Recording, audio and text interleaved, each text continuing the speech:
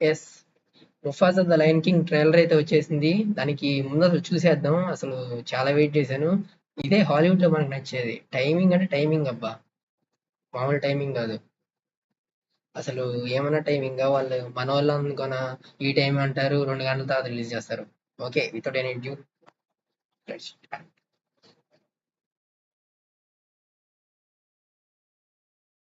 చూసేద్దాం. Okay, let's start 'Mufasa the lion King'. ఓ నీకు ఒక కథ చెప్పే సమయం వచ్చింది. నీలాగే ఉండే చిట్టి సింహాల కథ.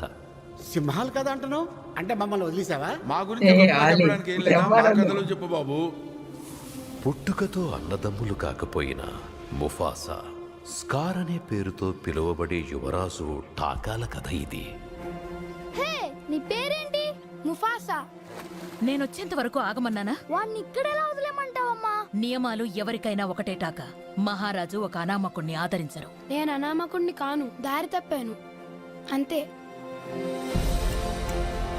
వా, మ్యూజిక్ బాగుంది. బయట వాడెప్పుడు పగవాడే దూరం పెట్టాలి.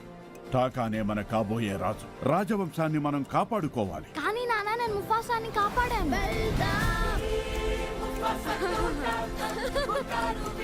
నీకొక రహస్యం చెప్పిన ముఫాసా, నేను కోరుకున్న సోదరుణ్ణే.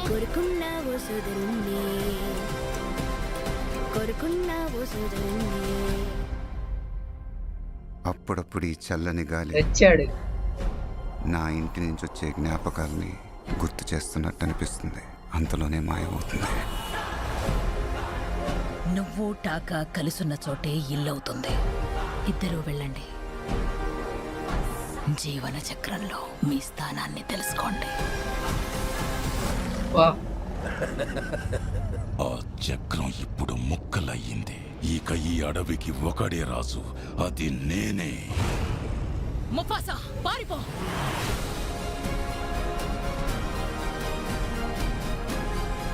మనం ఒక్కటిగా పోరాడాలి. పోరాడితే పోతాం. మీ సావు మీరు సావక నన్నెందుకు లాక్కొచ్చారా బాబు? ఆ వాయిస్ అనేది నేనుండగా నీకేం కాదు టాకా, భయపడకు. ముఫాసా! తెచ్చావురా దేవుడా! బతికిపోయాం.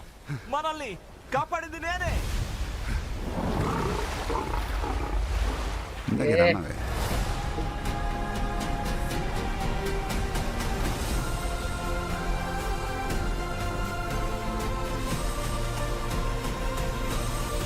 అప్పుడే అయిపోయింది.